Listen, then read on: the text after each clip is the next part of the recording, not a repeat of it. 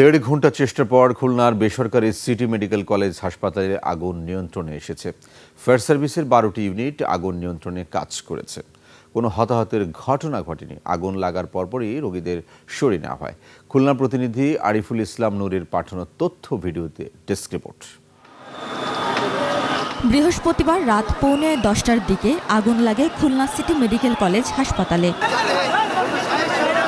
Fire service ও স্থানীয় বাসিন্দারা আটকে পড়াদের উদ্ধারের কাজ শুরু করে। 1.5 ঘন্টার চেষ্টায় আগুন নিয়ন্ত্রণে আনে ফায়ার সার্ভিস। এখন এটা আমরা তদন্ত না করে এখন পর্যন্ত বলতে পারবো না যে জেনারেটর থেকে না বিদ্যুৎ থেকে। ফায়ার সার্ভিস জানায় নিচতলার জেনারেটরের কক্ষ থেকে আগুনের সূত্রপাত হতে পারে। পরে তা 16 তলা পর্যন্ত ছড়িয়ে পড়ে। হাসপাতাল জুড়ে ধোঁয়ার সৃষ্টি হলে রোগী ও স্বজনদের মধ্যে আতঙ্ক দেখা দেয়। এটা আমাদের হাই রাইজ বিল্ডিং এর ভবনে যে রেস্কিউ এবং অগ্নি ভবন দুটোই করা যায়। আপনারা দেখছেন এই পাশে গাড়িটা রয়েছে। আগুন লাগার জন্য কর্তৃপক্ষের গাফিলতিকে দুষছে স্থানীয়রা। আর আমরা উঠলে আমরা নেমে আসি, ধোয়ার জন্য আমরা উঠতে পারি না। ধোয়ার খুব ধোয়া ছিল জন্য আমরা নেমে আসি। আমরা নামার চেষ্টা করতেছি। কর্তৃপক্ষ হাসপাতালের লোকজন বলছে কোনো বিপদ নাই, আপনারা ভিতরে থাকেন। এ পর্যন্ত হতাহতের কোনো খবর পাওয়া যায়নি।